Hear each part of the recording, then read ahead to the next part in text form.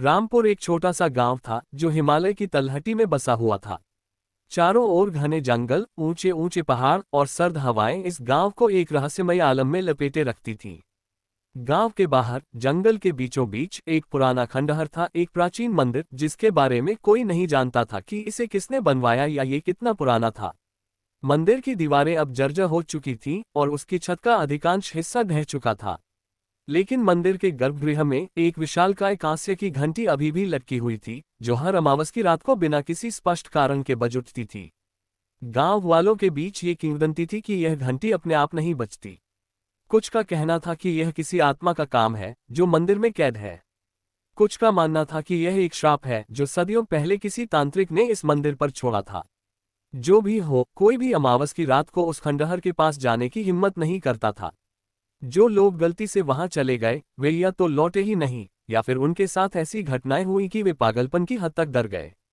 कहानी की शुरुआत होती है सूरज से, एक 28 वर्षीय पत्रकार जो दिल्ली की भागदौड़ भरी जिंदगी से तंग आकर कुछ शांति की तलाश में रामपुर आया था।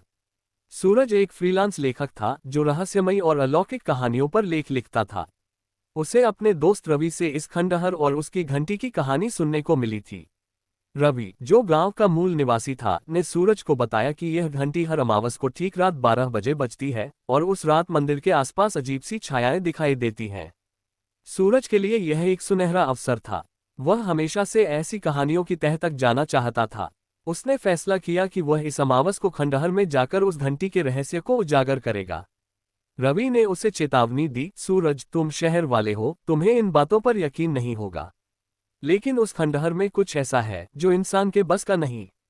मेरी सलाह है, वहां मत जाओ। लेकिन सूरज की जिज्ञासा ने उसकी डर को दबा दिया। उसने अपने कैमरे, टॉर्च और कुछ जरूरी सामान के साथ खंडहर की ओर जाने का फैसला किया।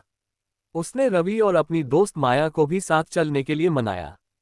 माया एक फोटोग्राफर थी और उसे भी रहस्यमयी चीजों में रुचि थी। रवि अनिच्छा से उनके साथ जाने को तैयार हो गया, लेकिन उसने शर्त रखी कि वे रात 12 बजे से पहले खंडहर से बाहर निकल आएंगे। अमावस की रात थी, आसमान में बादल छाए हुए थे और चांद की अनुपस्थिति ने अंधेरे को और गहरा कर दिया था। सूरज, माया और रवि जंगल के रास्ते खंडहर की ओर बढ़ रहे थे। हवा में एक अजीब सी ठंडक थी और पेड़ों की सरसराहट किसी फुसफुसाहट की तरह लग रही थी। रवि बार बार पीछे मुड़कर देख रहा था, जैसे उसे कोई पीछा कर रहा हो। जब वे खंडहर के पास पहुंचे तो मंदिर की जर्जर दीवारें और टूटी फूटी मूर्तियां उनके सामने थीं। मंदिर के प्रवेश द्वार पर एक पुराना शिलालेख था जो समय के साथ धुंधला पड़ चुका था। सूरज ने अपनी टॉर्च की रोशनी उस पर डाली, लेकिन वह कुछ पढ़ नहीं पाया। माया ने अपनी कैमरे से कुछ तस्वीरें खींची और उसने ध्यान दिया कि मंदिर के अंदर एक अजीब सी गंध थी, जैसे सड़ी हुई लकड़ी और कुछ और, जो वह समझ नहीं पाए। वे मंदिर के गर्भगृह की ओर बढ़े, जहां वह रहस्यमयी घंटी लटकी हुई थी।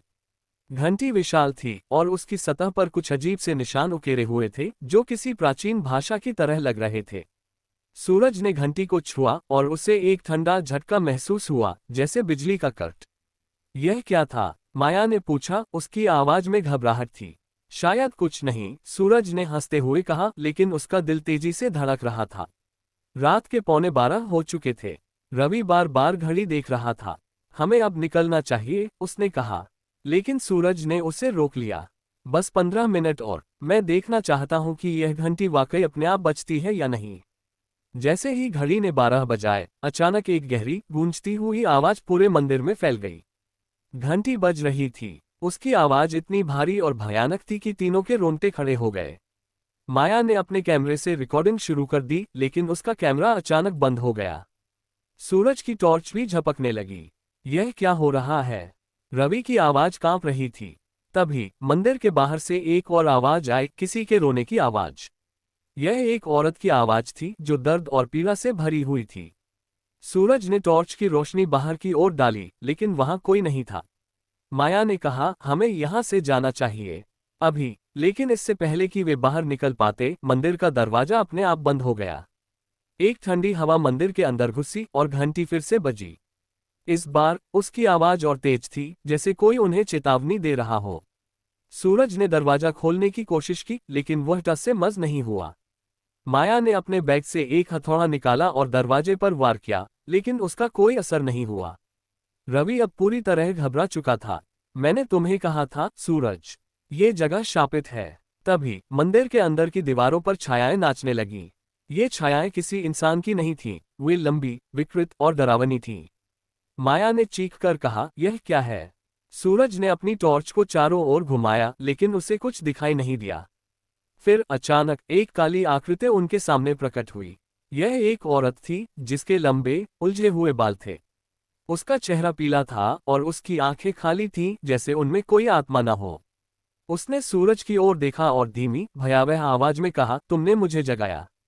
अब तुम यहां से नहीं जा सकते। रवि ने चीखकर भगवान का नाम लिया और मंदिर के एक कोने में छिप गया। माया ने सूरज का हाथ पकड़ा और कहा, हमें कुछ करना होगा सूरज। यह कोई मजाक नहीं है। सूरज ने हिम्मत जुटाई और उस आकृति से बात करने की कोशिश की। तुम कौन हो? तुम यहाँ क्यों हो? उसने पूछा। आकृति ने एक भयानक हंसी हंसी और फिर उसने अपनी कहानी सुनानी शुरू की। उसका नाम राधिका था, जो सदियों पहले इस गांव की एक पुजारिन थी। उसने बताया कि एक तांत्रिक ने इस मंदिर में एक भयानक अनुष्ठान किया था, जिसके कारण उसकी आत्मा यहाँ कैद हो गई थी। घंटी उस अनुष्ठान का हिस्सा थी और हर अमावस को वह अपने आप बचती थी, क्योंकि वह तांत्रिक की शक्ति को बुलाती थी। अगर तुम मुझे मुक्त करना चाहते हो, राधिका ने कहा, तो तुम्हें उस तांत्रिक की किताब ढूंढनी होगी, जो मंदिर के तहखाने में छिपी है। लेकिन सावधान, वह किताब शापित है। सूरज, माया और रवि ने तहखाने की तलाश शुरू की। घंटी बार बार बज रही थी और हर बार उसकी आवाज के साथ मंदिर में अंधेरा गहराता जा रहा था। तहखाने का रास्ता एक पुरानी सीढ़ी से होकर जाता था, जो मकरजाल और धूल से ढकी हुई थी। तहखाने में उन्हें एक पुरानी किताब मिली जिसके पन्ने पीले पड़ चुके थे। किताब के कवर पर वही निशान थे जो घंटी पर उकेरे गए थे। सूरज ने किताब खोली और उसमें लिखे मंत्रों को पढ़ने की कोशिश की। लेकिन जैसे ही उसने मंत्र पढ़ना शुरू किया, मंदिर में एक भयानक चीख गूंजी। राधिका की आकृति फिर से प्रकट हुई, लेकिन इस बार वह और भी डरावनी लग रही थी। तुमने मुझे धोखा दिया, उसने चीखकर कहा। ये किताब मेरी मुक्ति नहीं, मेरी शक्ति को बढ़ाएगी। सूरज को समझ आया कि उसने गलती कर दी थी। उसने किताब को आग लगाने की कोशिश की, लेकिन आग ने किताब को छुआ तक नहीं। माया ने एक पुरानी मूर्ति से एक तलवार उठाई और किताब को काटने की कोशिश की। इस बार किताब से एक काला धुआं निकला और राधिका की आकृति गायब हो गई। घंटी एक आखिरी बार बजी और फिर मंदिर में सन्नाटा छा गया। दरवाजा अपने आप खुल गया और तीनों बाहर की ओर भागे। अगली सुबह सूरज, माया और रवि गांव लौट आए। उन्होंने गांव वालों को अपनी कहानी सुनाई, लेकिन किसी ने उनकी बात पर यकीन नहीं किया। कुछ दिनों बाद सूरज ने माया के कैमरे की फुटेज चेक की, लेकिन उसमें कुछ भी रिकॉर्ड नहीं हुआ था। रवि ने गांव छोड़ दिया और शहर चला गया, ये कहकर कि वह अब कभी उस खंडहर के पास नहीं जाएगा। सूरज ने अपनी कहानी लिखी और उसे एक पत्रिका में प्रकाशित किया, लेकिन उसे कोई नहीं माना। फिर भी हर अमावस की रात उसे वह घंटी की आवाज सुनाई देती थी, जैसे वह उसे बुला रही हो।